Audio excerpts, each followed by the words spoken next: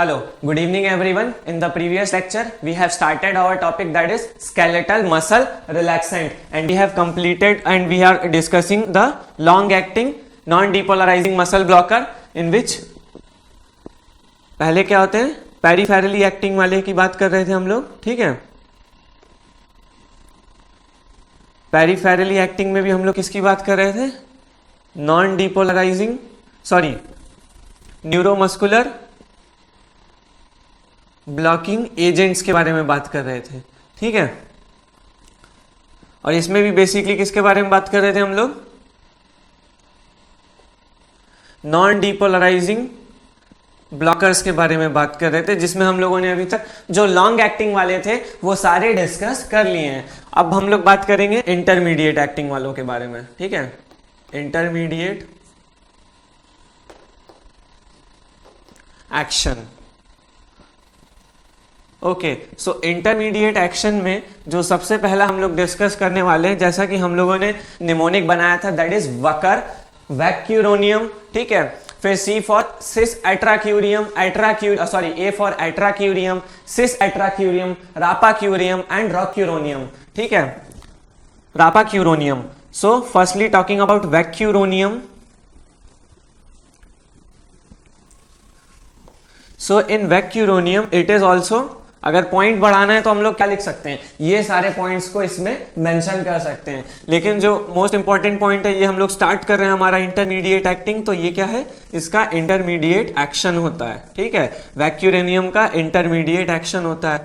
फिर हमने ये भी डिस्कस किया था कि जो क्यूरोनियम वाले रहते हैं वो क्या करते हैं, हिस्टामिन रिलीज नहीं करते हैं, there is no release of histamine, ठीक है। लेकिन उससे इस टॉपिक को, जैसे अगर वैक्यूरोनियम को हम लोग डिस्कस करते हैं तो बेसिकली क्या करते हैं कि ये इंटरमीडिएट एक्टिंग रहता है और सबसे कॉमनली यूज्ड होता है, ठीक है। Vecuronium is commonly used skeletal muscle relaxant, commonly used. Why it is commonly used, because it does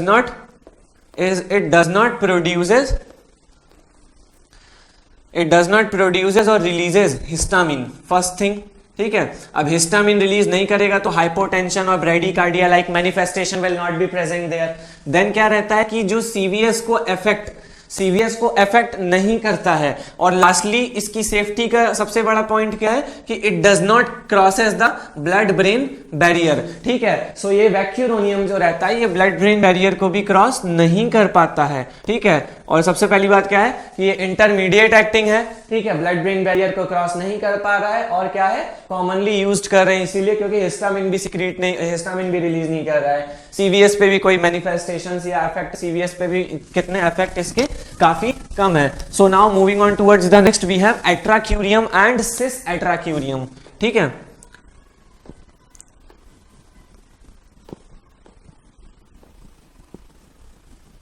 atracurium and cis atracurium, ठीक है। तो सबसे पहली बात तो ये कैसे है, इंटरमीडिएट एक्शन वाले होंगे दोनों, ठीक है। दोनों कैसे होंगे, इंटरमीडिएट एक्शन वाले होंगे, ठीक है। उसके बाद दोनों का जो मेटाबॉलिज्म रहता है, ये हमने हमारे जनरल फार्माकोलॉजी के टॉपिक में भी डिस्कस किया था कि only atracurium is the drug which undergoes Hofmann elimination, ठीक है। सो इसमें भी क्या होता है, हॉफमैन एलिमिनेशन होता है एट्राक्यूरियम में, ठीक है। There is Hoffmann elimination of atracurium and also of the cis atracurium, Hoffman elimination को फॉलो करते हैं दोनों, ठीक है। अब हॉफमैन एलिमिनेशन के साथ साथ इसमें इसका जो डिग्रेडेशन होता है कुछ अमाउंट में, वो कोलिनिस्टरेजेस के द्वारा भी होता है, ठीक है। सो जो डिग्रेडेशन होता है वो कोलिनिस्टरेजेस के द्वारा भी होता है, ठीक है।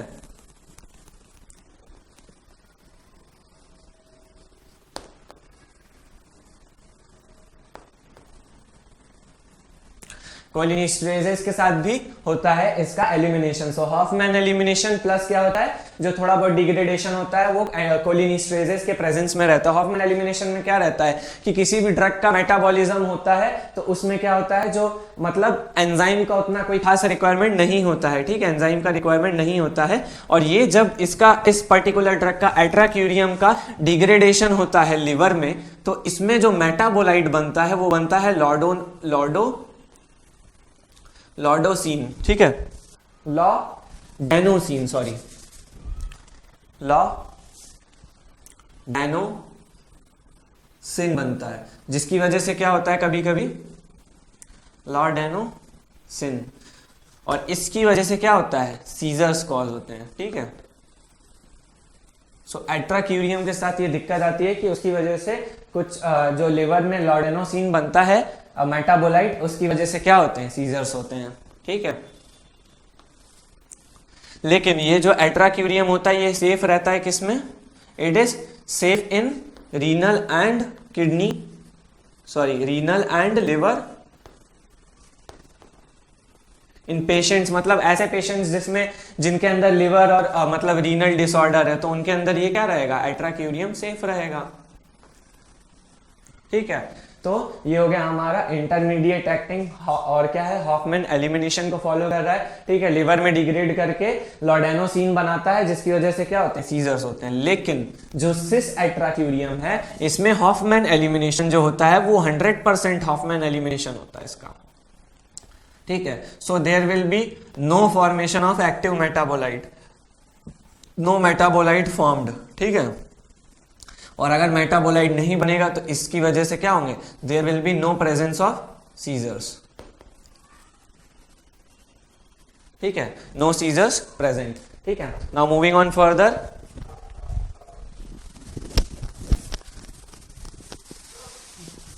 The next intermediate acting we have रॉक्यूरोनियम,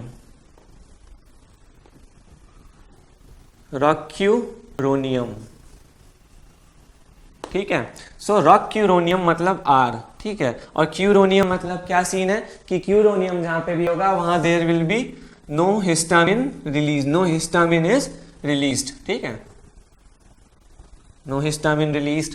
R for rapid, ठीक है। सो इसका ऑनसेट कैसा रहता है, रैपिड ऑनसेट रहता है, ठीक है।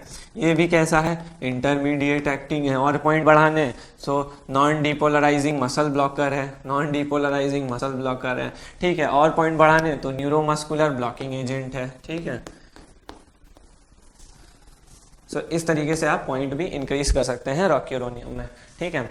और यहाँ पे रिलीज क्या हो रहा है, हिस्टामिन का एकदम नहीं हो रहा है, ठीक है, रॉक्यूरोनियम। Now moving on towards the final one, that is after intermediate acting, और कौन से थे, शॉर्ट एक्शन वाले थे, ठीक है। So short acting in which we have mivacurium,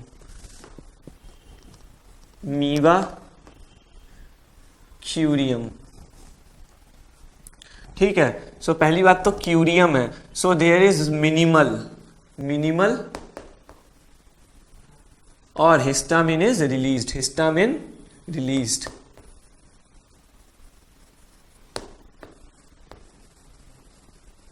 ठीक है। So histamine is released. अब जो नेक्स्ट थिंग है वो क्या है कि इसका जो ड्यूरेशन ऑफ एक्शन रहता है वो 10 to 12 मिनट्स रहता है, ठीक है। हमने ट्यूबोक्यूरारिन का देखा था, ठीक है, हमने ट्यूबोक्यूरारिन का जब देखा था तो वो कितना था, 80 मिनट्स था, लेकिन इसका कितना रहता है, सॉरी 15 to 20 मिनट्स, कितना 15 to 20 मिनट्स इसका क्या रहता है, ड्यूरेशन ऑफ एक्शन रहता है, ठीक है। और ये क्या कॉज करता है, हिस्टामिन रिलीज कॉज कर रहा है, ठीक है ना।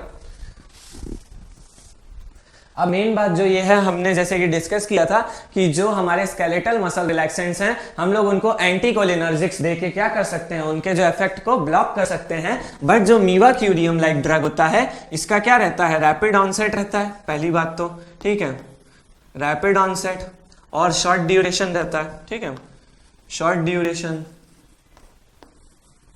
तो जब इसका ड्यूरेशन शॉर्ट रहता है, so there is no need for the anticholinergics to administer in order for reversal, so there is no need for reversal. ठीक है, तो इसमें क्यों ऐसा होता है, क्यों, क्योंकि it is degraded by, it is fastly degraded by the pseudocholinesterases. ठीक है, it is degraded by pseudocholinesterases. So this is all about the mevacurium and non-depolarizing blockers. Now moving on towards the Now moving on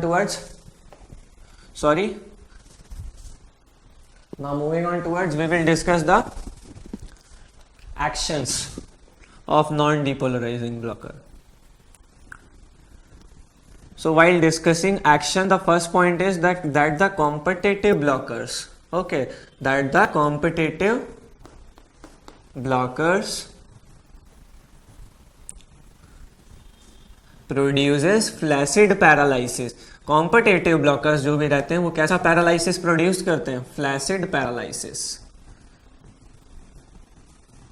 ठीक है, तो flaccid paralysis में क्या होता है कि कुछ ऑर्डर ऑफ मसल्स अफेक्ट होती हैं. ठीक है, तो वो जिस ऑर्डर में अफेक्ट होती हैं उसके अपोजिट ऑर्डर में, मतलब जब जैसे रिवर्सल होता है पैरालिसिस के सिम्टम्स का, जब धीरे धीरे पैरालिसिस खत्म होता है तो जो ऑर्डर रहता है वो कैसा रहता है, रिवर्स रहता है. Let me tell you that. सबसे पहले देखिए, जैसे एक्सट्रिंसिक मसल्स, ठीक है, सबसे पहले एक्सट्रिंसिक मसल्स अफेक्टेड रहती हैं. ठीक है, अफेक्ट होती हैं एक्सट्रिंसिक मसल्स आई की. ठीक है, एक्सट्रिंसिक मसल आई की. इसके बाद क्या इफेक्ट होता है, आई के बाद नेक इफेक्ट होता है. ठीक है, नेक के बाद क्या होगा, फेस होगा. ठीक है, फेस. ठीक है, फेस के बाद क्या होगा, हैंड होगा.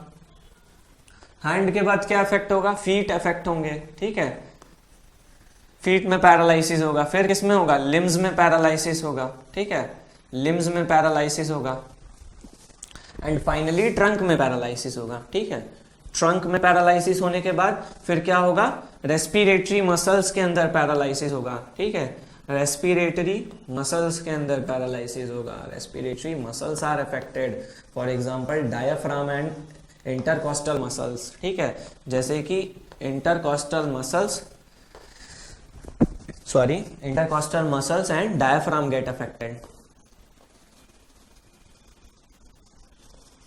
ठीक है, सो इंटरकॉस्टल मसल्स और डायफ्राम फिर अफेक्ट होंगी. ठीक है, और नेक में भी मतलब जो मसल्स ऑफ फोनेशन रहती हैं जिनसे अपन मतलब बोलते हैं, जैसे कि वोकल कॉर्ड्स हो गई, मसल्स ऑफ फोनेशन. ठीक है,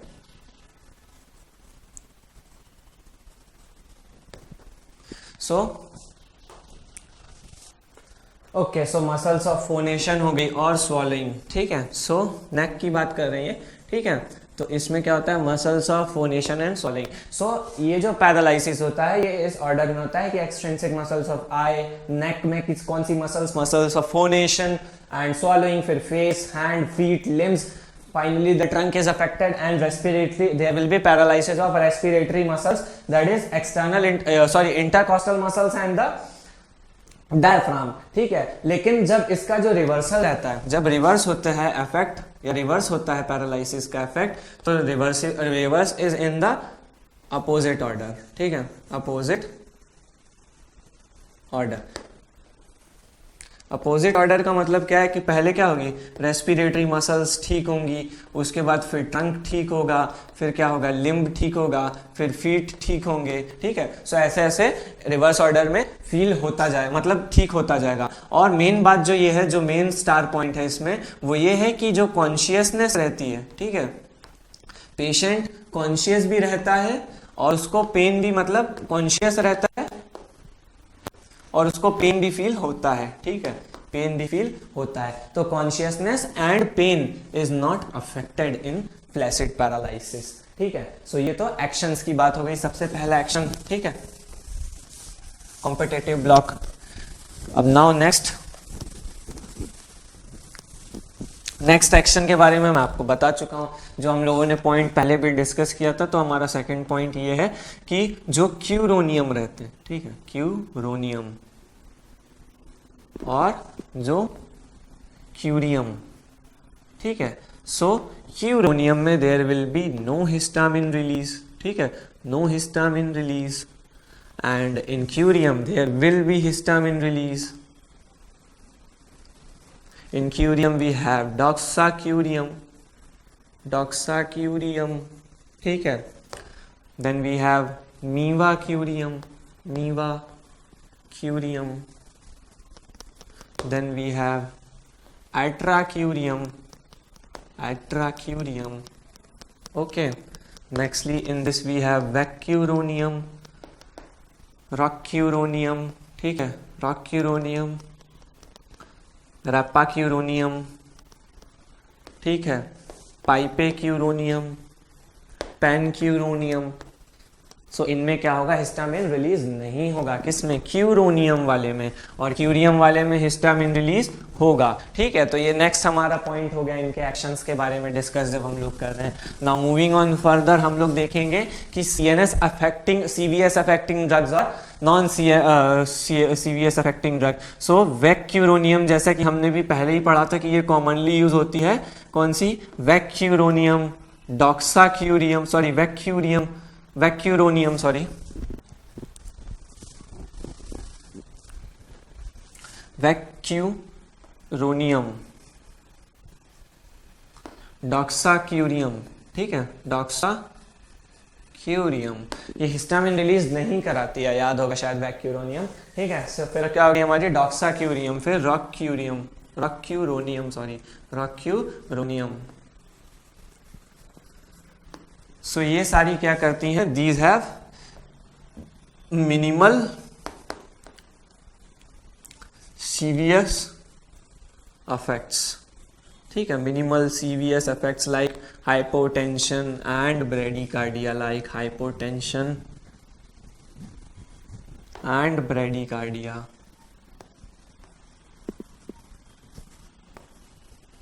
लेकिन अगर मैक्सिमम की ही बात करें, ठीक है, ये बात करें हम लोग किसकी, मैक्सिमम की, ये बात करी थी हमने किसकी, मिनिमम की, ठीक है। तो ये मैक्सिमम की बात करी थी, और अभी हम लोग बेसिकली क्या डिस्कस कर रहे हैं, सीवीएस पे इफेक्ट, ठीक है। सो ये ये मिनिमल हो गया हमारा। अब हम लोग बात कर रहे हैं किसकी, मैक्सिमल की। So we have DTC, that is D tubocurarine. Then we have pipecuronium, curonium, ठीक है, we have pipecuronium, we have atracurium, atracurium पहले भी डिस्कस किया था कि ये मतलब मेटाबोलाइट बनते हैं कुछ कुछ इनएक्टिव, ठीक है। And nextly we have mivacurium, ठीक है। So these are the drug which affect the CVS, okay. Now moving on towards the pharmacokinetics. So pharmacokinetics की जब बात करेंगे, नॉन डिपोलराइजिंग ब्लॉकर की, ठीक है, फार्माकोकाइनेटिक्स, तो ये कैसे रहते हैं सारे, these are the quaternary ammonium compound, these are quaternary ammonium compounds, okay. So these are the quaternary ammonium compound.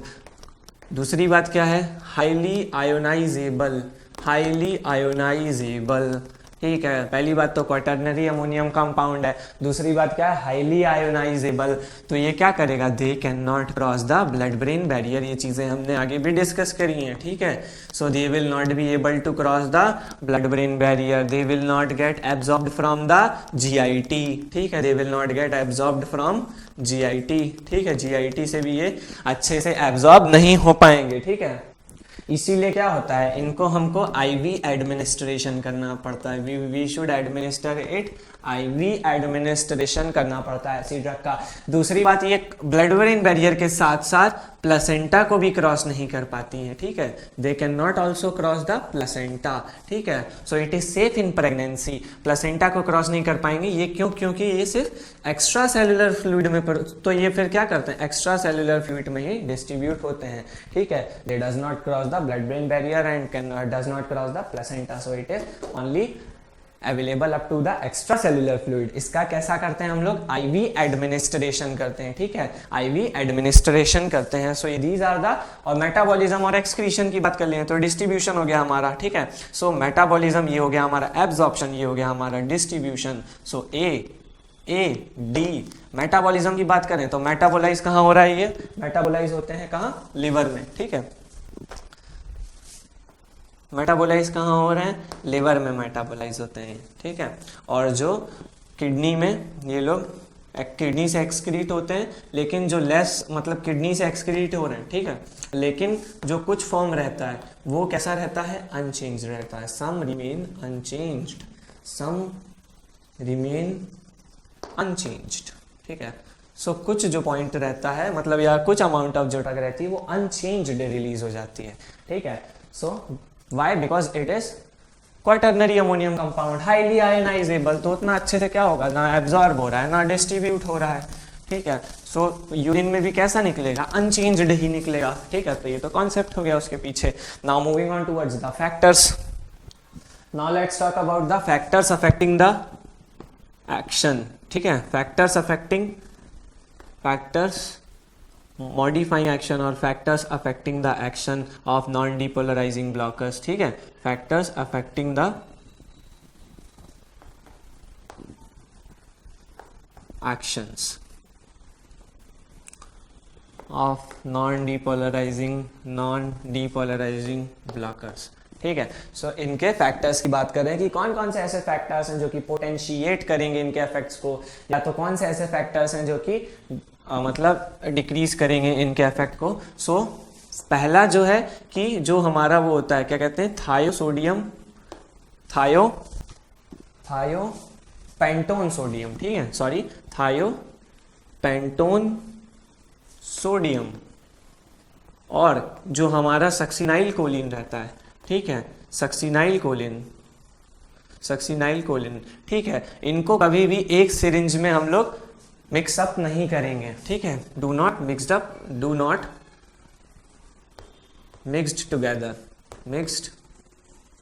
Together, ठीक है, इन अ सिरिंज,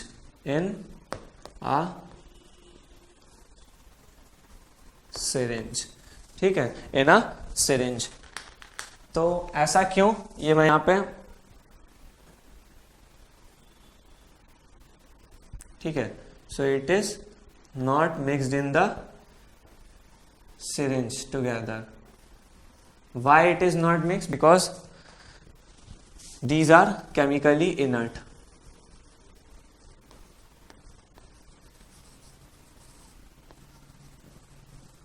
So यहाँ पे जो केमिकल फैक्टर है वो मॉडिफाई कर रहा है क्या, इनके एक्शन को। इसीलिए इन दोनों को क्या करना चाहिए, कभी एक सिरिंज में मिक्स साथ में नहीं करना चाहिए, ठीक है।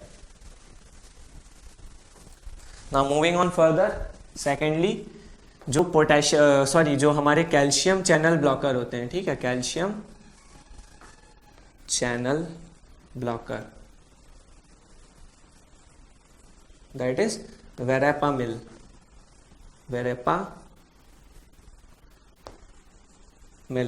तो ये क्या करते हैं, ये पोटेंशिएट करते हैं इफेक्ट्स को, ये क्या करते हैं, पोटेंशिएट करते हैं इफेक्ट्स को। क्या करते हैं, बेसिकली ये क्या करेंगे, जो कैल्शियम चैनल ब्लॉकर्स हैं जैसे कि वेरापामिल, तो ये नॉन डिपोलराइजिंग ब्लॉकर्स के इफेक्ट्स को क्या करेंगे, पोटेंशिएट करेंगे, ठीक है।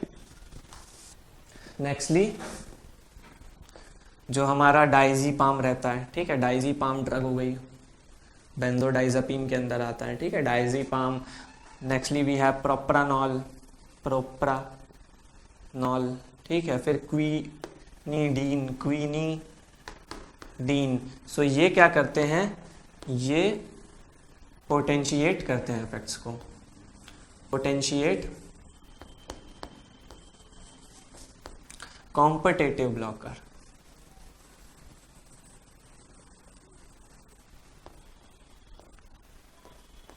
लेकिन ये इनका जो इफेक्ट रहता है कॉम्पिटिटिव ब्लॉकर्स का, ठीक है, कॉम्पिटिटिव ब्लॉकर्स का ये डिक्रीज किसके द्वारा होता है, it is decreased bye corticosteroids. ठीक है, it is decreased bye corticosteroid.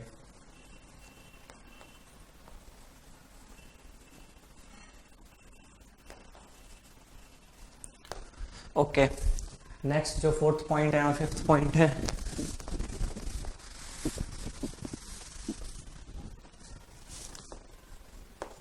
we have diuretics.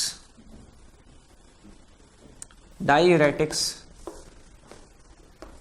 Hypokalemia cause करते हैं, ठीक है। जो सिर्फ क्या करते हैं, इंक्रीजेस द और potentiate the action of competitive block. Competitive block के जो इफेक्ट्स या एक्शंस है उनको क्या करेंगे, बेसिकली ये लोग एग्रीवेट कर देंगे, diuretics. Now nextly talking about the fifth one, that is hypothermia, ठीक है। सो हाइपोथर्मिया में क्या होता है कि there will be increased action. Increased action क्यों है, जनरलाइज्ड इंक्रीज्ड एक्शन है ना, जनरलाइज्ड इंक्रीज्ड एक्शन है, मतलब सबका ही एक्शन इंक्रीज होगा। ऐसा क्यों, इसलिए क्योंकि there is decreased degradation and elimination, there is decreased metabolism भी कह सकते हैं, ठीक है, metabolism and excretion। okay, so metabolism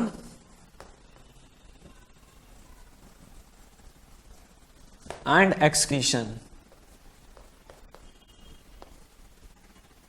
okay और ये जो कॉम्पिटिटिव ब्लॉक मैंने लिखा है ना, तो ये कॉम्पिटिटिव ब्लॉक कौन सा है हमारा, ये नॉन डिपोलराइजिंग ब्लॉकिंग एजेंट्स है, ठीक है। ये क्या है, हमारे नॉन डिपोलराइजिंग ब्लॉकिंग एजेंट्स है। और ये क्या कर रहा है, ये जनरलाइज नॉन डिपोलराइजिंग और डिपोलराइजिंग दोनों को अफेक्ट कर रहा है, हाइपोथर्मिया लाइक जो कंडीशन है। लेकिन जो डायूरेटिक्स है वो किस, सिर्फ स्पेसिफिकली किसको कर रहा है, नॉन डिपोलराइजिंग मसल ब्लॉकर्स को, ठीक है। Now moving on towards we have aminoglycosides, ठीक है,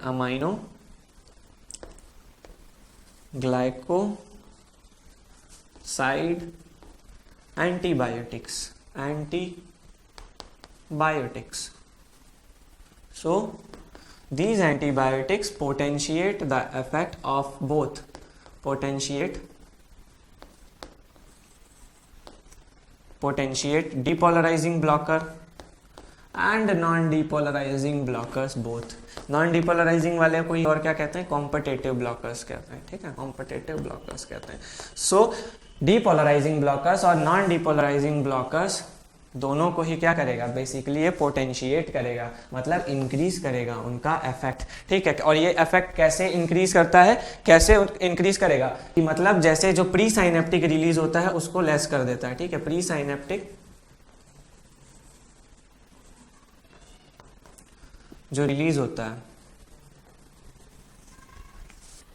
ठीक है। सो प्री साइनेप्टिक जो रिलीज है उसको क्या करेगा, ये बेसिकली इनहिबिट कर देगा, ठीक है। सो प्री साइनेप्टिक रिलीज को ये क्या करेगा, इनहिबिट कर देगा, ठीक है। तो ये पोटेंशिएट कर रहा है एक तरीके से इसके इफेक्ट को। Now nextly, now moving on towards the anaesthesia.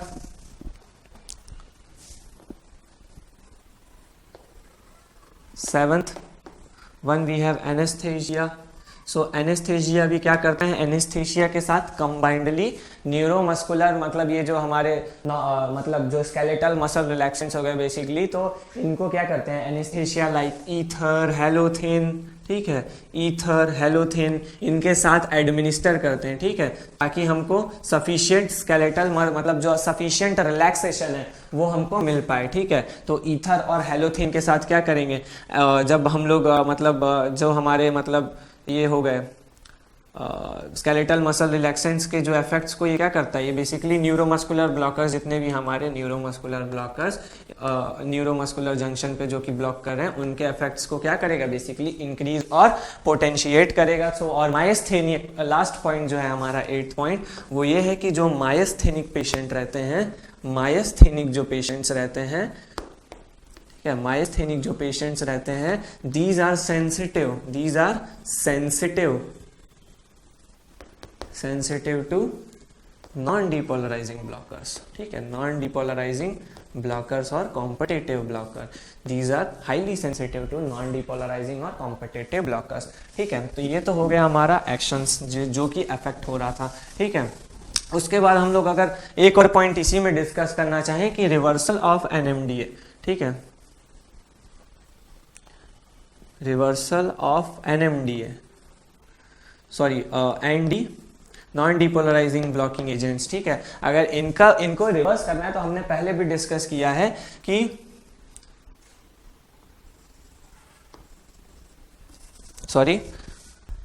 तो इस केस में हम लोगों को क्या करना चाहिए, नियोस्टिग्मीन। ठीक है, नियोस्टिग्मीन, या पहले ही हमने ड्रग ऑफ चॉइस मतलब ये क्या कह सकते हैं कि हमने देखा था पहले या डिस्कस किया था माइस्थेनिया में हम लोग क्या करते हैं कि नियोस्टिग्मीन या एड्रोफोनियम, सॉरी नियोस्टिग्मीन या तो एड्रोफोनियम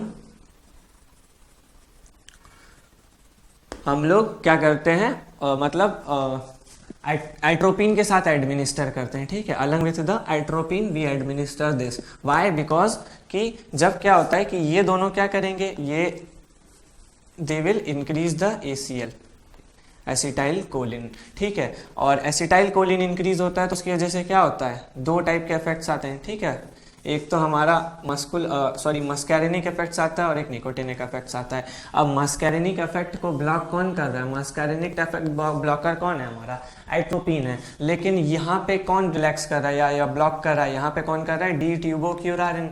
तो क्यूरेर पॉइजनिंग को जब हम जैसे हम लोग ट्रीट करते हैं वैसे ही reversal of non depolarizing muscle blocker, ठीक है, वैसे ही नॉन डिपोलराइजिंग मसल ब्लॉकर्स को हम लोगों को अगर रिवर्स करना है उनके एक्शन को, तो हम लोग क्या करेंगे, नियोस्टिग्मीन एट्रोफोनियम प्लस एट्रोपिन को एडमिनिस्टर करेंगे। ठीक है, ताकि मस्कैरिनिक इफेक्ट्स भी नहीं आए और जो निकोटिनिक इफेक्ट ब्लॉक हो रहे हैं पर्टिकुलरली ये स्केलेटल मसल रिलैक्सेंट के द्वारा, उसको भी हम लोग बेसिकली इंप्रूव कर पाए। ठीक है, सो ये तो हो गया reversal. Now moving on towards the next topic we have botulinum toxin. Botulinum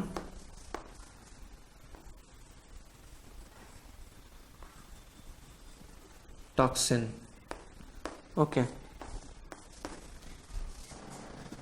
so botulinum toxin. ठीक है, सो ये क्या होता है, ये बेसिकली कहाँ से मिलता है, क्लॉस्ट्रीडियम बोट्यूलिनम।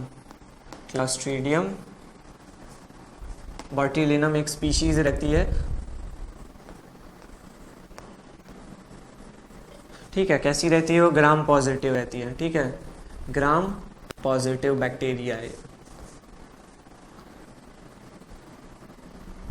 ठीक है, ग्राम पॉजिटिव बैक्टीरिया रहता है। ठीक है, तो इसमें क्या होता है, इसमें क्या हो रहा है बेसिकली कि ये किसमें होता है, इसकी वजह से क्या होता है, फूड पॉइजनिंग होती है। ठीक है, it causes food poisoning.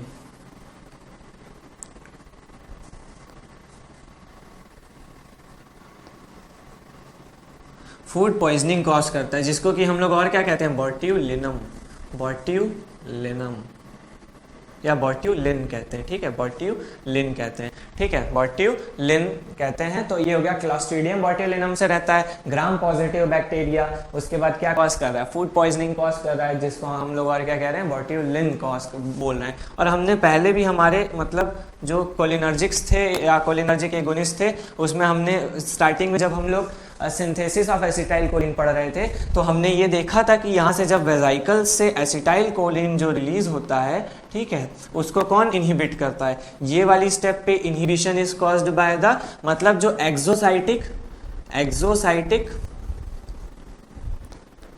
Movement रहता है एसिटाइल कोलिन का। ठीक है, exocytotic movement of acetyl choline is stopped by botulinum। ठीक है, और botulinum toxin is inhibited by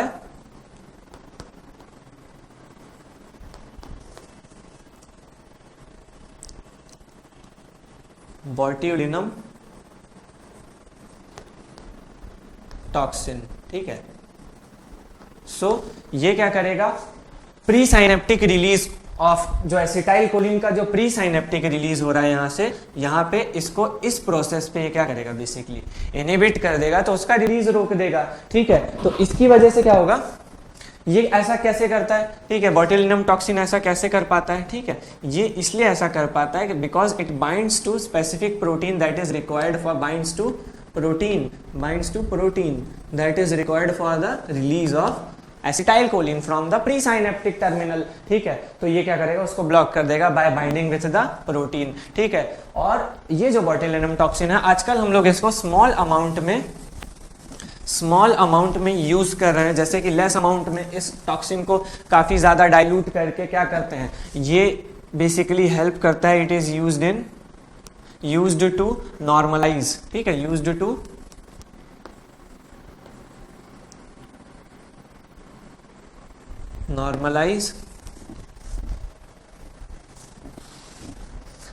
to normalise hyper active और स्पास्टिक मसल, ठीक है। तो ये इन दोनों को क्या करता है, मतलब नॉर्मलाइज कर देता है, मतलब रिलैक्स कर देगा, ठीक है। और किस में यूज होता है, एंटी रिंकल क्रीम्स में यूज होता है आजकल, एंटी रिंकलिंग एजेंट्स में भी यूज हो रहा है, ठीक है। As an anti wrinkling agent भी यूज हो रहा है, ठीक है। बोtulinum जो टॉक्सिन रहता है उसको स्मॉल अमाउंट में क्या करते हैं, एंटी रिंकल एजेंट्स में एडमिनिस्टर करते हैं। Now moving on towards the uses of neuromuscular blockers, और मतलब जो हमारी ये हैं एनएम ब्लॉकिंग एजेंट्स हैं, इनके यूजेस की अगर हम लोग बात करें, ठीक है। तो ये जो नॉन डीपोलराइजिंग जो ब्लॉकर है हमारे, ठीक है,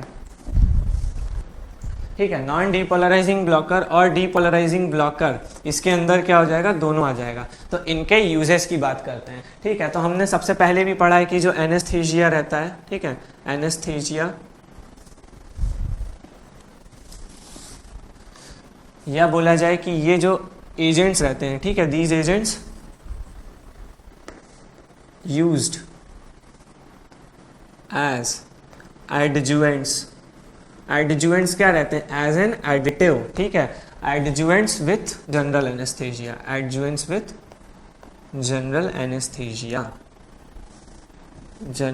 anaesthesia. Why? In order to get the complete muscle relaxation,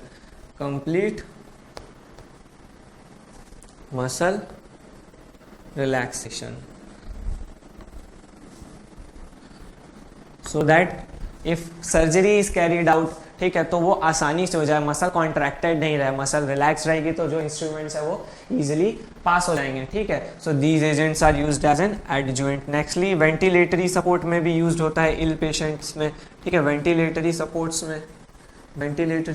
में कौन से यूज होते हैं, बेसिकली वेंटिलेटरी सपोर्ट्स में भी क्या करते हैं, रिलैक्सेशन कराते हैं, कौन से हमारे नॉन डीपोलराइजिंग ब्लॉकर और कॉम्पिटेटिव ब्लॉकर, ठीक है, नॉन डीपोलराइजिंग ब्लॉकर्स हमारे, ठीक है, नॉन डीपोलराइजिंग ब्लॉकर जो रहते हैं हमारे वो यूज होते हैं, ठीक है। इसके बाद ऐसी कंडीशन जैसे कि मतलब मान लीजिए जो टिटनस है और स्टेटस एपिलेप्टिकस है, अगर वो किसी भी ड्रग से ठीक नहीं होता है, ठीक है, तो उसको क्या करते हैं हम लोग, स्केलेटल मसल रिलैक्सेंट्स देते हैं, ठीक है। एपिलेप्टिकस अगर किसी भी ड्रग से ठीक नहीं होता है, फाइनली हम लोग क्या करेंगे, स्केलेटल मसल रिलैक्सेंट्स देते हैं, ठीक है, स्केलेटल मसल रिलैक्सेंट्स एडमिनिस्टर करते हैं। और कभी कभी क्या होता है, मतलब प्रोग्नोसिस जो रहता है वो काफ़ी बेटर रहता है, मतलब एक तरीके से ट्रीट हो जाती है ये जो डिजीज़ रहती है, ठीक है। और फाइनली जो सक्सिनाइल कोलिन रहता है, ठीक है, SCH, ठीक है। और यहाँ पे भी ये जो एजेंट यूज हो रहा है जनरल एनेस्थेटिक्स के साथ, वो कौन सा है, सक्सिनाइल कोलिन, ठीक है। तो यहाँ पे भी जो सक्सिनाइल कोलिन है उसको हम लोग इलेक्ट्रो कन्वल्जन थेरेपी में यूज करते हैं, ठीक है, दैट इज ECT, ठीक है, ECT में यूज करते हैं। So these are the uses of the neuromuscular blockers, जो कि न्यूरोमस्कुलर ब्लॉकिंग एजेंट है, ठीक है, न्यूरोमस्कुलर रिसेप्टर पे, मतलब NM रिसेप्टर पे जो कि ब्लॉक कर रहे हैं, ठीक है। Now moving on towards the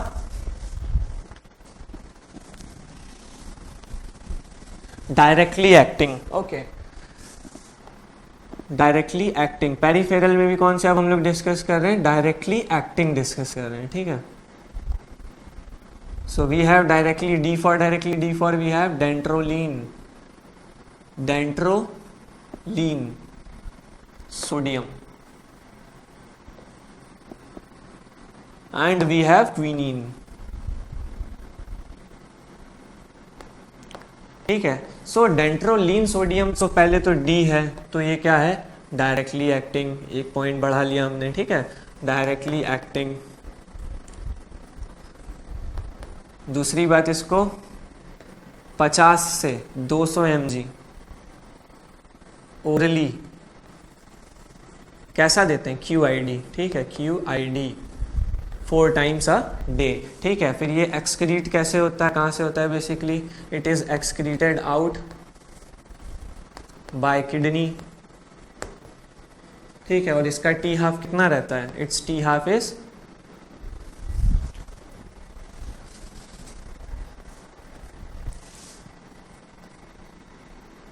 T half जो रहता है वो कितना रहता है, 8 to 12 आवर्स। ठीक है, 8 to 12 आवर्स रहता है। It can cross blood brain barrier, it can cross blood brain barrier leading to sedation. ठीक है, लीडिंग टू सीडेशन। और डी है, ठीक है, तो इसके जो एडवर्स इफेक्ट हम लोग डिस्कस कर लेते हैं यहीं पे। एडवर्स इफेक्ट्स जो रहते हैं वो क्या क्या रहते हैं, डी से एडवर्स इफेक्ट क्या क्या होंगे, ड्राउजीनेस, सेंट्रल नर्वस सिस्टम पे जो इफेक्ट आते हैं वो क्या रहता है, ड्राउजीनेस, डायरिया, डीमेंशिया, और क्या क्या हो सकते हैं इसके एडवर्स इफेक्ट, सीडेशन हो सकता है। ठीक है, sedation, respiratory paralysis, respiratory paralysis, फिर मलाइस, MALAISE, रेस्पिरेटरी पैरालिसिस हो सकता है। ठीक है, so these are the adverse effect. अब अगर हम लोग इसके एक्शन की बात करें तो ये बेसिकली मसल के जो स्मूथ एंडोप्लाज्मिक रेटिकुलम रहता है, ठीक है, मसल का जो स्मूथ एंडोप्लाज्मिक रेटिकुलम रहता है वहां पे रिसेप्टर प्रेजेंट रहते हैं। स्केलेटल मसल्स में बेसिकली राइनाडीन रिसेप्टर 1 प्रेजेंट रहते हैं। ठीक है, राइनाडीन रिसेप्टर 1 प्रेजेंट रहते हैं। ठीक है, और जो हमारी स्मूथ मसल्स रहती हैं, ठीक है, स्मूथ मसल्स जो रहती हैं, ठीक है, और जो कार्डियक मसल्स रहती हैं, ठीक है, कार्डियक मसल्स, ठीक है, स्मूथ मसल्स और कार्डियक मसल्स। सो इसमें जो रिसेप्टर प्रेजेंट रहते हैं वो कौन से होते हैं, राइनाडीन रिसेप्टर 2। तो ये बेसिकली किसको, ये सिलेक्टिवली क्या करता है, राइनाडीन रिसेप्टर 1 पे अफेक्ट करता है सिलेक्टिवली। ठीक है, सिलेक्टिवली। तो स्मूथ मसल्स मतलब कार्डियक मसल्स और स्मूथ मसल्स को इसका कोई खास एक्शन देखने नहीं मिलेगा, इसीलिए इसका क्या होता है, सिलेक्टिव एक्शन रहता है किस पे, राइनाडीन रिसेप्टर्स, जो कि प्रेजेंट रहते हैं कहाँ, present on the endoplasmic reticulum. और ये यहाँ पे फंक्शन कैसे करता है, इट इनहिबिट्स डीपोलराइजेशन। ठीक है, इनहिबिट क्या करता है, डीपोलराइजेशन बाय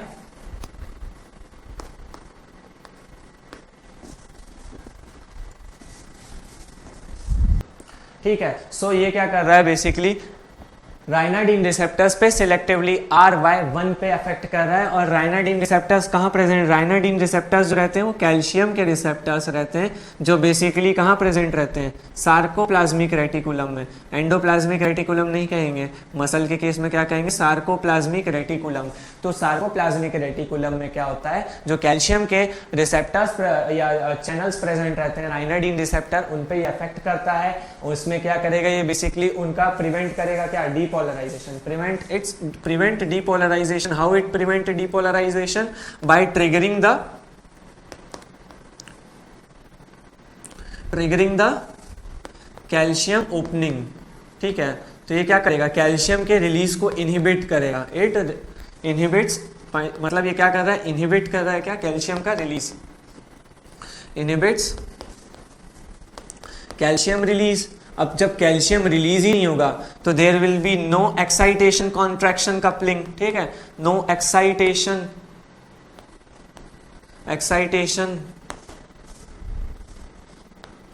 कॉन्ट्रैक्शन कपलिंग, ठीक है। तो क्या होगा, एक्साइटेशन कॉन्ट्रैक्शन कपलिंग नहीं होगी, जिसकी वजह से क्या होगा, स्मूथ मसल कॉन्ट्रैक्शन नहीं होगा और रिलैक्स हो जाएगी जो मसल रहेगी। और इसका अगर यूज बोला जाए डेंट्रोलिन सोडियम का, सो it is drug of choice in malignant hyperthermia, ठीक है। ठीक है, अब यूजेस की बात कर लेते हैं। एडवर्स इफेक्ट भी हमने डिस्कस कर लिया, इसका एडीएमई डिस्कस कर लिया, मैकेनिज्म ऑफ एक्शन डिस्कस कर लिया। तो यूजेस में ये क्या होता है, it is drug of choice, ठीक है, drug of choice in malignant hyperthermia, malignant hyperthermia. अब मैलिग्नेंट हाइपरथर्मिया में क्या होता है कि परसिस्टेंट रिलीज ऑफ कैल्शियम होता रहता है, जिसकी वजह से जो मसल रहती है वो बार बार कॉन्ट्रैक्ट करती रहती है और उसकी वजह से there is increased body temperature. So इस केस में हम लोग क्या करते हैं, डायरेक्टली एक्टिंग देते हैं, क्या कौन सा एजेंट देते हैं, हमारा डेंट्रोलिन सोडियम, ठीक है। कितना देते हैं, 1 mg पर kg, ठीक है, ठीक है, 1 mg पर kg हम लोग एडमिनिस्टर करते हैं। तो ये क्या करेगा, कैल्शियम के रिलीज को बंद कर देगा, तो उसकी वजह से क्या होगा, मैलिग्नेंट हाइपरथर्मिया ट्रीट हो जाएगा। So it is drug of choice in malignant hyperthermia. Now जो सेकंड यूज है, it is used in reversal of neuroleptic malignant syndrome. So दो मैलिग्नेंट आ रहा है, एक तो मैलिग्नेंट हाइपरथर्मिया आ रहा है और न्यूरोलेप्टिक मैलिग्नेंट सिंड्रोम के भी रिवर्सल में जो हमारा डेंट्रोलिन सोडियम है वो यूज होता है। Okay, so now moving on towards finally the centrally acting, ठीक है।